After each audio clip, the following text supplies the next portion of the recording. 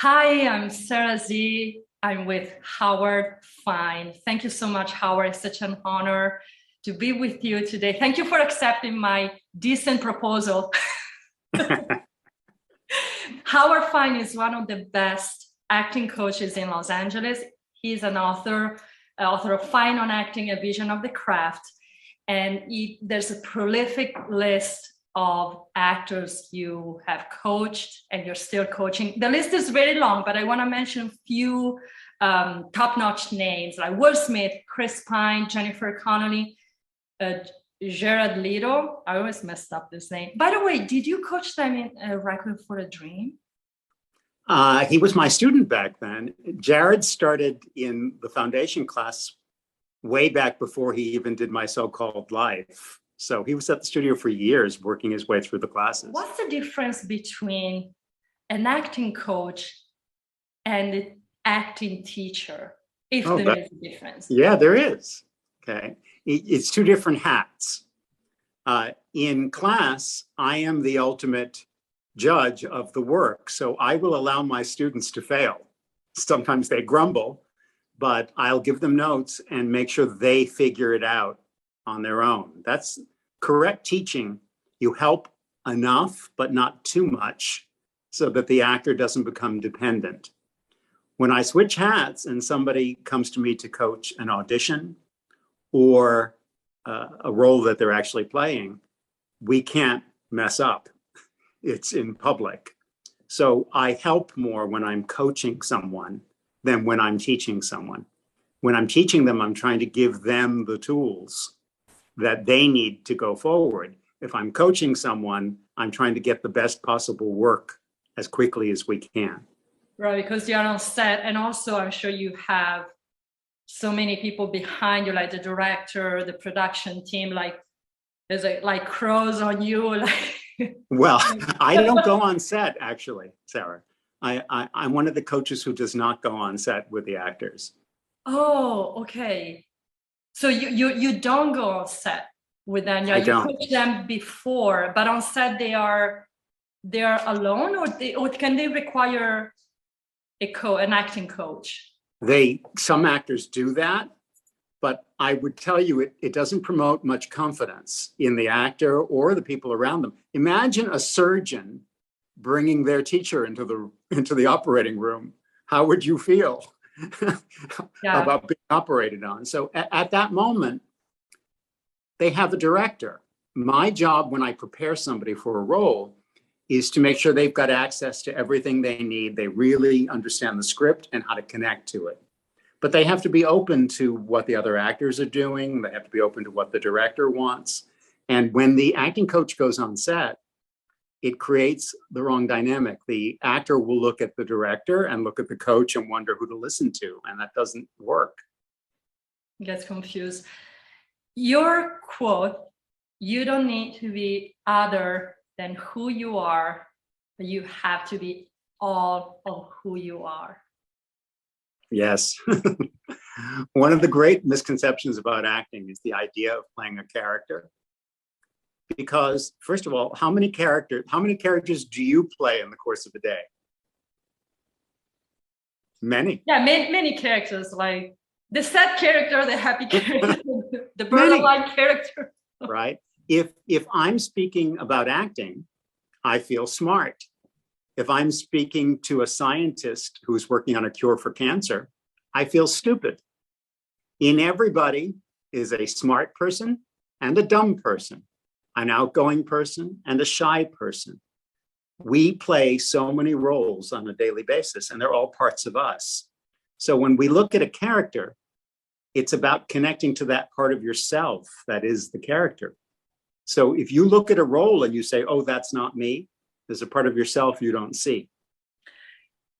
Well, that was what I wanted to ask you. Thanks for leading me in, because I always thought it's easier to play a character, or when we see a star playing a character in a film and she or he nails that character, I think, okay, probably the character is very close to her in the real life. the mannerism or like the experiences the actress or actor had.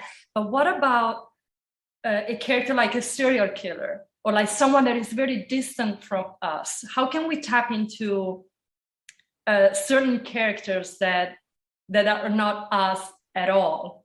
Okay, well, I would tell an actor never to start thinking that way. You know, most of us have at least one friend in our lives that is a very unusual friend for us to have. You think, how did we ever find things in common with this person, and yet we're friends? Personalizing a role is very similar to making friends. Spend no time on how you are different than a character. Spend all the time on finding what you have in common. So, serial killer, hopefully I don't have any students. Exactly. Okay, my friend is a serial killer. I sure You hope said that. No. I hope I don't have any in class. But Richard Boleslavsky, who was the teacher in the Moscow Art Theater under Stanislavski, Richard Boleslavsky once said, okay, you've never murdered anybody. Have you ever camped? Have you ever sat at the lake at sundown and a mosquito is bothering you? Have you ever stalked the mosquito with only the wish to end it? He said, you don't need anything more than that for murder. The rest is the work of magnification, imagination, and belief. So no, you don't need the literal experience that someone else has to have in order to understand the basic human need that's there. So that's one of the mistakes that actors make when they personalize. They think, oh, okay, kidnapped. Gee, I've never been kidnapped. No, I hope not. But have you ever been trapped? Have you ever felt stuck? Have you ever been afraid? How can you connect to it? By using both your real experience, but also your imagination. We need both. I say to my students, I hope to God you haven't experienced every single thing that. Yeah, and you know, like sometimes they say, oh, in order to be a great actor, you had to had a life very like rotten, like yeah, you needed to have a lot of problems as a person in order to play all the characters. I mean, I heard that so many times. Yeah, you're right. And here's the news, Sarah. We all have experiences. You don't have to have been hung upside down in the closet by your parents in order to know what it is to struggle through childhood, to want to be popular, to get made fun of, to feel humiliation, to feel longing, to feel loss. There's an old saying, no one gets out of here unscathed. So the human condition, hopefully you haven't experienced to the magnitude that the writer is writing about, but we've experienced everything on some level. Yeah. And that's enough. So we don't know. We don't need to have led the worst possible life, but we need to be available and have an open heart and be in touch with our emotions and here's the thing, we are moving so far away from communicating. We are texting and text abbreviations. And so we're not expressing ourselves emotionally. How was dinner? All right. How was the movie? Good. Did you have a good time on the date? Yeah. And then you're going to pick up Shakespeare and say, but soft, what light through yonder window breaks? I don't think so. So how can you, right, how exactly what you're saying, like, I say myself too, you know, sometimes like we just gave short answers and because that's the society we're living in. But how can we break that pattern, like in order to be a better actor and a better communicator? Because that's what you have to be in the real life. Correct. Oh, you're so right. Like, you're so right. We have to start expressing ourselves and describing our feelings. If you want to get emotionally available, you have to learn the language of emotion. And you go to a restaurant and you see families and they're all in their phones. See. They're not talking. And you know, in Europe, one of the most beautiful things in Italy, in Spain, in Greece, is that an evening can be around a meal and conversation. We tend to make an evening a stop and get something to eat on the way to the movie, on the way to, and so we're losing the ability to have conversation. And actors have to be storytellers. And if you can't do that, you can't describe your life, your experiences. If that's shut down, you're not going to pick up a script and be able to express yourself. What do you recommend to the actors in order to be more open to the real life? First of all, less time on the phone, less time on the internet. We should put this thing, like toss it away, like throw it away, or put it in a box and periodically. Listen, internet has changed my life as a teacher.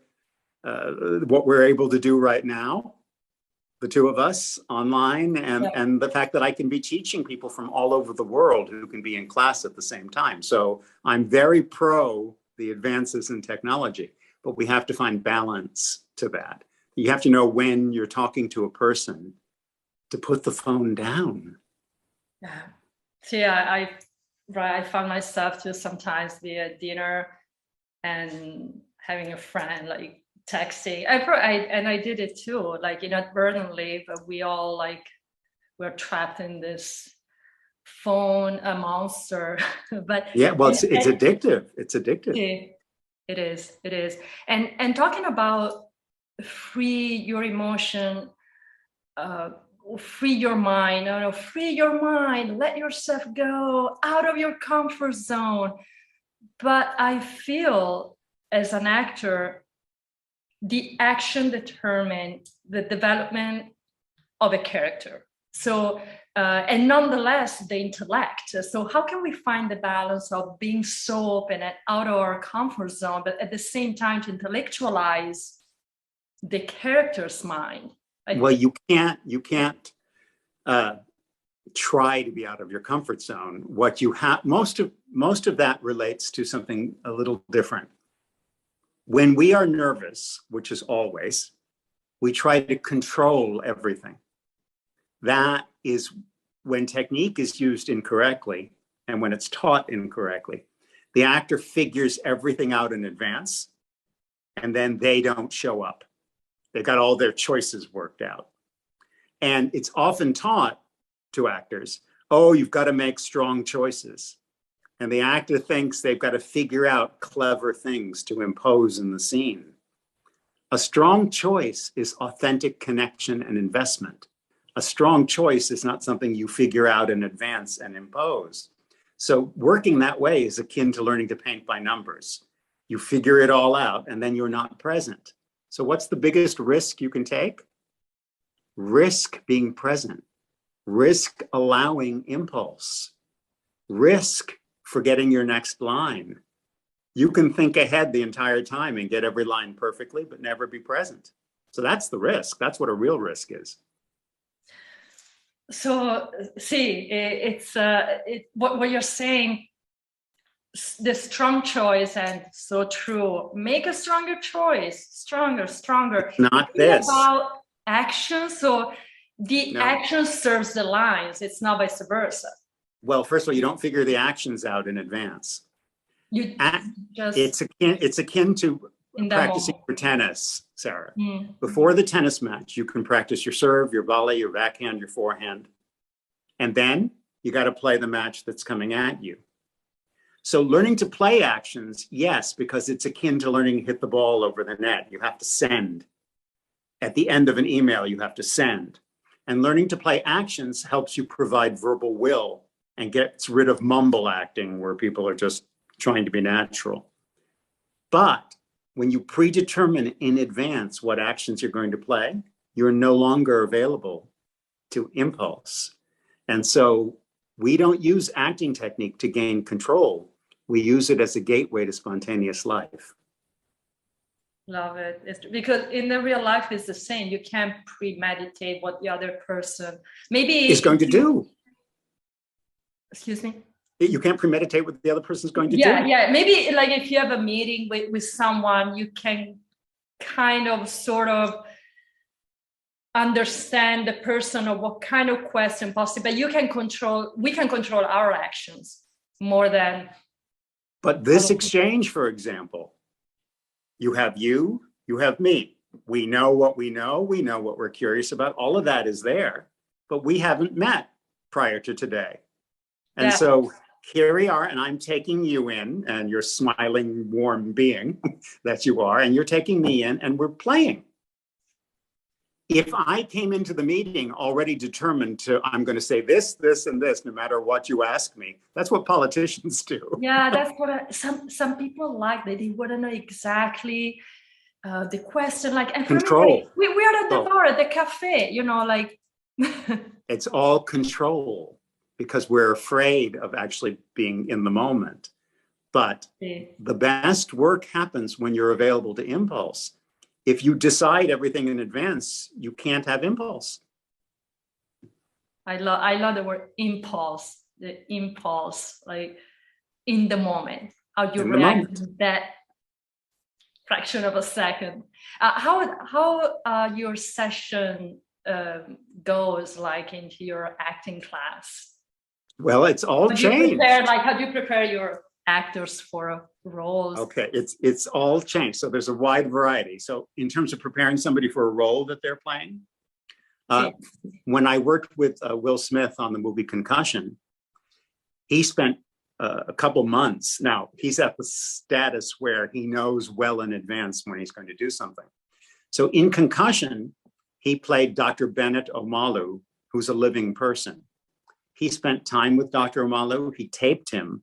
I watched those tapes so I could understand Dr. Omalu. What does Dr. Omalu do for a living? He performs autopsies. He's the person who discovered the concussions that football players get, CTE.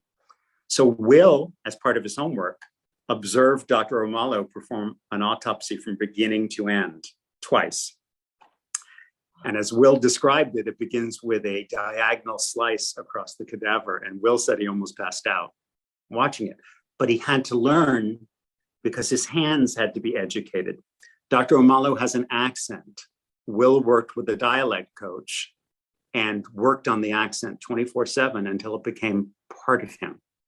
And then we worked on finding where Dr. Omalu lives inside Will, not to imitate Dr. Omalu, but to find Will's connection to it. So we worked very carefully through that script from beginning to end in preparation. So at that level, he had plenty of time. Sometimes an actor's got an audition the next day and they've got to work quickly. And so I have a process I call my 8 steps. So when we have to work quickly, we touch the 8 steps lightly because you don't have the time. But when you've got time to prepare, there's a ton of work we can do. Yeah, and it's somebody I love. I'm an actress, but I'm not working as an actress, but that's what I loved, reading scripts and find like such a compelling character. And what Will Smith did, like doing your research and not copying, as you said. Correct. But like you find those characters' quality in you, correct? Yes. And you work around your based on also your life experiences and research what Will Smith did, like looking at autopsy. That's so fascinating, very fascinating. Like as a human being, like the work that an actor does, it's it's very, very enriching. It enriches until we don't see the acting, until it's part of you. And when you do that, find every role inside yourself, you become a more empathetic human being. Because the most common acting mistake is judging characters. And it takes no talent to judge a character. Anybody can do it. Almost everybody does. Genius level acting comes when you justify the actions of the character and see the world from that point of view and see yourself as right and good. When I helped Michael Chiklis create his character for The Shield, he had to see the world from that character's eyes without judgment. We get brilliant level acting. Bryan Cranston in Breaking Bad. Oh, we almost dropped me. I know my computer was, it's a couple of few books and it was like, sorry. That's the joy of being live. Bryan Cranston in Breaking Bad, never playing a bad guy. And so because of that, we root for him, even though what he does, all these terrible things, he kills people. He's selling drugs, he's doing all that, and still you root for him. So you get genius level acting by not judging the character, by seeing everybody you play as right and good and justified. It's why I never have anybody identify the antagonist and the protagonist, because everybody's the protagonist. Everybody's the hero of their own stories. Yeah. And is there a actress, and I know which actress you love, but a film or an actor, you saw them and you say, wow, that, and you don't see the acting. You just see. Oh, yeah. Yeah, Bryan Cranston would be one. Meryl Streep would be another. Anthony Hopkins is another. The movie, The Two Popes, with Anthony Hopkins and Jonathan Pryce, almost the entire movie is a conversation between the two of them. They are so present, so alive, so in the who am I. And it's mesmerizing, and no car chases, no explosions, long scene work, and only real actors can do that. What's the X factor that someone needs to have, and then you can recognize? Sure. Well, what we call presence is the degree to aliveness, the degree of aliveness in the being. They're present, interested, curious, alive. Any part of somebody that is shut down will repel. Apathy repels. So if somebody comes in and they got a chip on their shoulder, and they're not a happy person and they're shut down emotionally, that is a deadness, and that pushes people away. When we meet somebody who is alive and tingly, present, curious, interested in the other person, curious about life, an avid reader. When I first met Austin Butler, he had worked on Nickelodeon, and that was about it. And he came and he took the technique class, and I saw an interested person.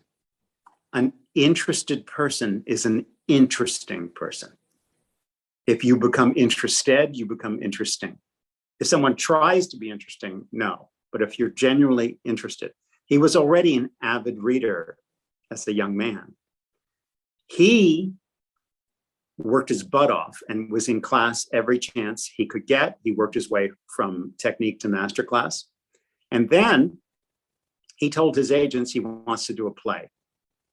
They weren't so sure about it because agents don't make a fortune on a play, but he wanted to. And up came an audition for Iceman Cometh, Eugene O'Neill's Iceman Cometh, opposite Denzel Washington. Now, they did the short version of Iceman, which is 4 hours long. That's the shorter version. 4 hours. Yeah. So how many lines? Like how many people? Oh, it's endless. And according to Eugene O'Neill's estate, you have to be word perfect. You cannot paraphrase. So anyway, he auditioned. We worked on it. He booked it. So coming from LA to Broadway, that's hard to do because they're skeptical. Anyway, first day of rehearsal, Austin had the entire play memorized, ready to go. He was prepared. So did Denzel. And talk about not pre-shaping. He said, Howard, one night Denzel picked up a chair. The next night in that same spot, he didn't. One night he cried. The next night he didn't. He was alive in it. And because Austin knew how to work, anyway, Austin got great reviews. Then he came to the attention of Quentin Tarantino. And that led to Once Upon a Time in Hollywood. And then he came to the attention of Baz Luhrmann, who was directing Elvis. And what was the audition material for Elvis? It was Tennessee Williams' Orpheus Descending. Oh, so you need to know like non-actors cannot handle it. Yeah. By then, Austin's had 8 years of training with me. We worked on his audition, and he worked with some of my colleagues at the studio as well, and he booked it. Now there's the game change. Elvis Presley opposite Tom Hanks. But what did it come from? Having craft and doing theater, because only real actors can do it. Yeah, because in theater, you really, like, there's no cut, like you have to carry a scene for so long, the power of your voice, the line memorized, like it's a lot on set. For a film, like you learn your line, then cut, and then you can still look at your script, and then right. back on set. It seems easier, but of course there are other. It has its own challenges. But the better films, the films we tend to see at Oscar time, the actors have theater backgrounds, and the scenes are longer.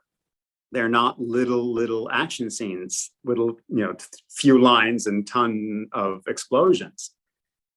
You have to know how to handle a scene. Have you coached any foreigners actors? Like any I have.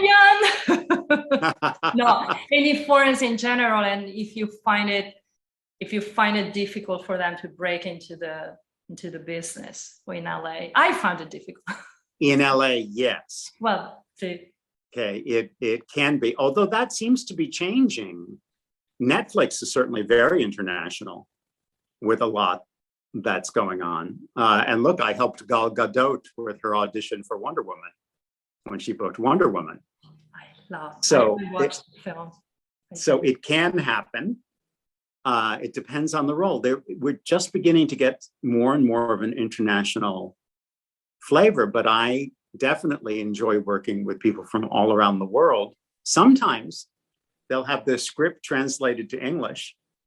I'll coach them, and then the script will be translated to do it back in their original language. And guess what? It's all the same.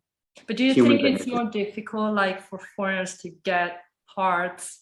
Because it seems like having an American accent, in order to get certain roles, is quite the thing. Like, you really need to, well, be clear, but have the American accent if you want to have bigger roles. If you want to be able to play certain roles.